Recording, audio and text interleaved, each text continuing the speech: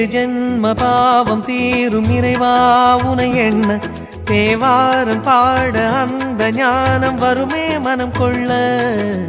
ஆதியான சிவனே சிவஜோதியான சிவனே, ஆதியான சிவனே சிவஜோதியான சிவனே.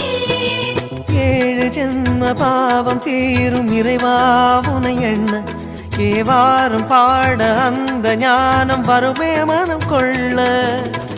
தாழும் நிலை வாராமல் காப்பவன் நீதானே, வாழும் வழி சொல்பவனே வள்ளல் பெருமானே, அண்ணாமலையானே அன்பின் பொருள் நீயே, அருணாச்சல சிவனே ஆற்றல் வடிவோனே, சக்தியின் கலையாய் பக்தியின் நிலையாய் தோன்றும் சுடரோனே, உண்ணாமுலையின்